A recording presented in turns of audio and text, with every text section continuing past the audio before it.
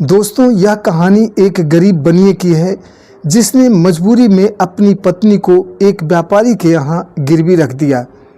लेकिन जब वो अपनी पत्नी को छुड़ाने गया तब कहा गया कि आपकी पत्नी तो मर चुकी है। लेकिन सच्चाई तब पता चली जब एक महात्मा ने न्याय की गद्दी पर बैठकर भरे राज दरबार में व्यापारी को सच बोलने पर मजबूर कर दिया। जानकर पूरा राज दरबार सन्न रह गया। आखिर साधु को राजा के राज सिंहासन पर बैठकर न्याय क्यों करना पड़ा? जानने के लिए चैनल को सब्सक्राइब करके बेल आइकन को प्रेस कर दें। तो मित्रों, चलो कहानी शुरू करते हैं। बहुत समय पहले की बात है। धवल नाम का एक व्यापारी और उसकी पत्नी सुभागी दोनों अपने गांव में ही छोटा सा काम कर रहे थे। लेकिन गांव में पर्याप्त कमाई न होने के कारण गुजारा बड़ी मुश्किल से हो पाता था। दोनों ने एक दिन विचार किया कि क्यों न हम दूसरे राज्य में अपना छोटा मोटा व्यापार शुरू करें, जिससे हमारा जीवन आराम से बीते। यहाँ गांव में तो गुजारा होना मुश्किल हो गया है। दोनों ने विचार करके एक दिन अपने राज्य चंद्रपुर से दूसरे राज्य सौरगढ़ की ओर रोजी रोटी कमाने के लिए जा रहे थे। जैसे ही सौरगढ़ की सीमा में दाखिल हुए, रास्ते में उन्हें कुछ डाकुओं ने घेर लिया और उनका सारा सामान और जो थोड़ा बहुत धन लिए थे सब कुछ छीन लिए। अब लुटने के बाद धवल और शुभांगी दोनों पति पत्नी बिल्कुल बेसहारा हो गए। उनके पास एक फूटी कौड़ी भी न रही। एक अजनबी नगर में न उन्हें कोई जानता था न ही कोई पहचानता था। बिना धन के, बिना पैसे के वहाँ उनका गुजारा होना संभव नहीं था। व्यापारी इसी चिंता में पड़ा हुआ था कि क्या करें। अपनी पत्नी को साथ लिए चला जा रहा था। तभी एक गांव के बाहर एक महात्मा की कुटिया दिखाई दी। महात्मा का नाम ऋषि सत्यानंद था। कुटिया पर उनके जो शिष्य थे उन्हीं सभी को ज्ञान दे रहे थे। तभी ये दोनों पति पत्नी वहां पर पहुंचे। व्यापारी ने सोचा, चलो महात्मा के आश्रम पर चला जाए, शायद मेरी व्यथा सुनकर महात्मा कोई रास्ता बताएं। दोनों पति पत्नी बड़ी विनम्रता से ऋषि के चरणों में प्रणाम किए और वहीं पर बैठ गए और आप पर बीती सारी कहानी महात्मा को बताई। दोनों ने बताया, महाराज, चोरों ने हमारा सारा सामान और जो भी धन था वह सब कुछ ले लिए। अब मेरे पास व्यापार शुरू करने की पूंजी नहीं है। व्यापारी ने साधु से हाथ जोड़कर कहा, महाराज, यदि मेरी पत्नी को सेठ के यहाँ गिरवी रखवा कर और मुझे कुछ धन दिलवा देते तो आपकी बहुत बड़ी कृपा होती। साधु महाराज को व्यापारी का दुख सुनकर दया आ गई। बोले, देखो, इस नगर में मेरे परिचित का एक हरिदास नाम का एक प्रतिष्ठित सेठ है और बहुत सज्जन व्यक्ति है, शायद वो आपकी मदद कर दे। धवल अपनी पत्नी को लेकर सेठ हरिदास के पास पहुंचा और हाथ जोड़कर बोला, सेठ जी, मुझे थोड़ा सा धन चाहिए और मेरे पास गिरवी रखने को तो कुछ नहीं है, सिर्फ यही मेरी पत्नी है। आप मेरी पत्नी को गिरवी रख लो और बदले में मुझे कुछ धन दे दो। मैं कुछ व्यापार करूंगा और जल्द ही मैं ब्याज सहित आपका सारा पैसा कमा कर वापस कर दूंगा। फिर मैं अपनी पत्नी को ले जाऊंगा। सेठ हरिदास मान गया। बोला, ठीक है। सेठ ने धवल को कुछ धन दिया और शुभांगी को अपने पास रख लिया। धवल वहाँ से शहर की तरफ चला गया। शहर जाकर उसी से प्याज का व्यापार शुरू कर दिया। किसानों से सस्ते दामों पर प्याज खरीदता और शहर में ऊंचे दामों पर बेच देता। थोड़े ही दिनों में उसने बहुत अच्छा मुनाफा कमाया। उसने सोचा, अब मुझे सेठ का पैसा चुकता करके अपनी पत्नी को लाना चाहिए। अब वह सेठ हरिदास के पास पहुंचा और बोला, सेठ जी, आपका बहुत बहुत धन्यवाद। आप अपने पैसे बताइए और मेरी पत्नी मुझे लौटा दो। सेठ बोला, भाई क्या बताऊं, तुम्हारी पत्नी आज 2 महीना हो गया, बहुत बीमार थी, बहुत इलाज करवाया, लेकिन मैं उसको बचा नहीं पाया। धवल को बहुत दुख हुआ। धवल ने कहा, सेठ जी, कहीं आप मजाक तो नहीं कर रहे हैं? सेठ ने कहा, नहीं भाई, मैं क्यों मजाक करूंगा। धवल को बहुत दुख हुआ। कुछ देर के बाद वह बोला, ठीक है, जो होना था सो तो हो गया, आप अपने पैसे ले लीजिए ताकि मैं आपके कर्ज से मुक्त हो जाऊं। लेकिन सेठ ने कहा, भाई जब तुम्हारी अमानत नहीं लौटा पाया तो कर्ज लेने का कोई हक नहीं बनता। धवल कुछ देर बैठा रहा, दुखी मन से वहाँ से उठा और चल पड़ा। निराश होकर फिर उन्हीं महाराज सत्यानंद के पास पहुँचा। महात्मा को सारी बात बताई। ऋषि बहुत ही ज्ञानी महापुरुष थे। कुछ सोचने के बाद बोले, बेटा वह सेठ तुम्हारे साथ धोखा कर रहा है। तुम्हारी पत्नी की मृत्यु नहीं हुई है, बल्कि सेठ ने तुम्हारी पत्नी को छुपा लिया है और वो तुम्हें देना नहीं चाह रहा है। अब तुम ऐसा करो कि सौरगढ़ के राजा राजवीर के पास जाओ। तुम उन्हें अपनी सारी बात बताकर न्याय की गुहार लगाना और कहना कि महाराज मेरी पत्नी को उस सेठ से दिला दो। धवल महात्मा जी को प्रणाम किया और वहाँ से सीधा राजा राजवीर के दरबार में जा पहुँचा और अपनी सारी व्यथा राजा को सुनाया। राजा ने तुरंत सेठ हरिदास को बुलाया। राजा ने कहा, सेठ तूने इस व्यक्ति की पत्नी को गिरवी रखा था? बोला, हाँ महाराज मैंने गिरवी रखा था। तो फिर इसकी पत्नी को क्यों नहीं वापस कर रहे हो? सेठ बोला, महाराज मैंने इसको पहले ही बता दिया था कि आपकी पत्नी की मृत्यु हो गई है। हे महाराज मैं उसका बहुत इलाज कराया लेकिन मैं उसको बचा नहीं पाया। भला कुदरत के आगे किसका जोर चलता है?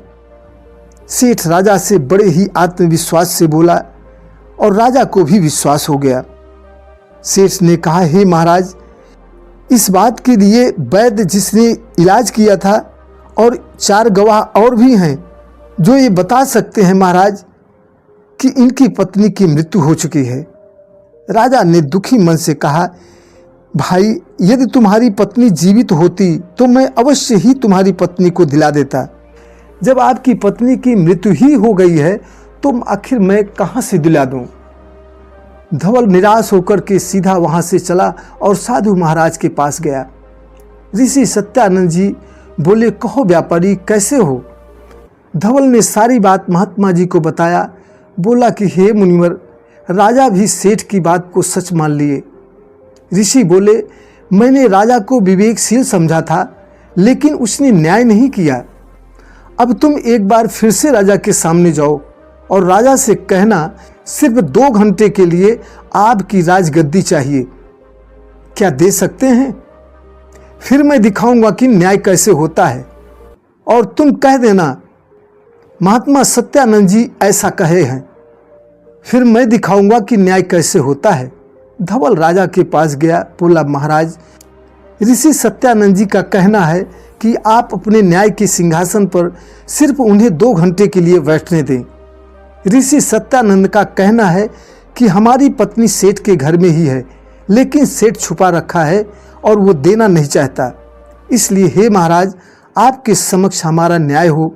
जब ऐसी बात राजा ने सुना, बोले, कोई बात नहीं, तुम महात्मा जी को ले आओ। हम 2 घंटे को अपना राज सिंहासन महात्मा जी को सौंप देंगे। ऋषि सत्यानंद को दरबार में लाया गया। उन्होंने गद्दी संभाली और सेठ हरिदास को बुलाया गया। महात्मा ने कहा कि तुम्हारे पास क्या सबूत है कि धवल की पत्नी की मृत्यु हो गई है? सेठ ने कहा, महाराज मेरे पास इलाज करने वाला ये वैद्य और ये 4 गवाह हैं जो इसके 100 यात्रा में साथ गए थे। महात्मा ने कहा, वैद्य जी क्या तुम मरीज को देखने घर पर जाया करते थे या मरीज तुम्हारे पास आता था? वैद्य बोला, महाराज सेठ स्वयं मेरे पास दवा लेने आते थे। तब ऋषि बोले, क्या तुम ये सुनिश्चित कर सकते हो कि वह दवा धवल की पत्नी के लिए ही थी? वैद्य बोला, नहीं महाराज मैं यह सुनिश्चित नहीं कर सकता। तब महात्मा ने कहा, इसका अर्थ है कि तुम बिना मरीज को देखे दवा देते हो। यह तो बहुत गंभीर अपराध है। महात्मा की यह बात सुनकर पूरा राज दरबार सन्न रह गया। राजा के दरबार में मौजूद सभी लोग वैद्य की लापरवाही और सेठ के झूठ को लेकर कानाफूसी करने लगे। अब उन 4 गवाहों को पेश किया जाए। जो कहते हैं कि उन्होंने धवल की पत्नी का अंतिम संस्कार किया था। चारों व्यक्ति दरबार में लाए गए। साधु ने चारों को एक गहरी निगाह से देखा, फिर पूछा, तुम ही चारों हो जो इसकी पत्नी का अंतिम संस्कार किया था? हाँ महाराज, हमने ही उसका अंतिम संस्कार किया था। तो अच्छा ये बताओ कि वह औरत कैसी दिखती थी और उसका रंग, उसके कपड़े, उसकी लंबाई, उसके शरीर पर कोई विशेष निशान क्या देखे हो? यह सुन चारों एक दूसरे को देखने लगे। कोई कुछ नहीं बोल रहा है, सब सन्न। तभी एक ने कहा, महाराज वह सांवली थी। तो दूसरे ने कहा, महाराज वह गोरी थी। तभी तीसरे ने कहा, महाराज उसके माथे पर तिल का निशान था। तभी चौथे ने कहा, महाराज उसका पूरा चेहरा ढका था, हमने तो कुछ भी नहीं देख पाया। तब महात्मा ने कहा, तो तुम चारों ने एक ही स्त्री का अंतिम संस्कार किया था या अलग अलग स्त्रियों का? अब पूरा दरबार हंसी और आश्चर्य से भर गया। तभी राजा का चेहरा गंभीर हो गया। कठोर स्वर में राजा ने कहा, तुम चारों झूठ बोल रहे हो, सच सच बताओ, सही क्या है? चारों डर से कांपने लगे। एक ने कहा, महाराज सच्चाई ये है कि हमने किसी का अंतिम संस्कार किया ही नहीं है। सेठ ने हमें कहा था कि तुम यही कह देना कि हाँ, हमने अंतिम संस्कार में शामिल थे। तब गवाह ने हाथ जोड़कर कहा, महाराज हमें नहीं पता कि इनकी पत्नी जीवित है या नहीं। अब पूरी सच्चाई सामने आ गई। राजा राजवीर का चेहरा क्रोध से लाल हो गया। राजा सेठ की तरफ देखे और क्रोध में बोले, सेठ तूने इस बेकसूर व्यक्ति की पत्नी को झूठ बोलकर अपने पास रखा, झूठे गवाह बनाए और एक राजा के न्याय का अपमान किया। तुझे इसका दंड अवश्य मिलेगा। राजा ने सैनिकों को आदेश दिया कि इस सेठ के घर में तलाशी लो और इस व्यक्ति की पत्नी को खोज कर लाओ। सैनिक तुरंत सेठ के घर गए और कुछ ही देर में सैनिक सेठ के घर से धवल की पत्नी को लेकर आ गए। वह बेचारी रोती हुई आई और जैसे ही अपने पति को देखा दौड़कर गले लग गई। दरबार में उपस्थित सभी लोगों की आंखें नम हो गईं। राजा ने महात्मा से हाथ जोड़कर कहा, महात्मा जी, आज आपने दिखा दिया कि सच्चा न्याय कैसे होता है। मेरी गद्दी पर बैठकर आपने राजधर्म का जो मिसाल पेश किया है वह सदा हमारे नगर में गूंजता रहेगा।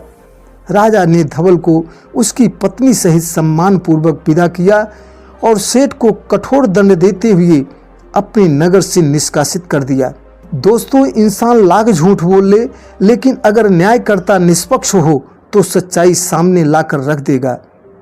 सच्चाई छुप नहीं सकती बनावट के वसूलों से, खुशबू आ नहीं सकता कभी कागज के फूलों से। दोस्तों, कहानी पसंद आई हो तो प्लीज़ चैनल को सब्सक्राइब करके लाइक व शेयर जरूर कर देना। धन्यवाद। फिर मिलेंगे। जय हिंद।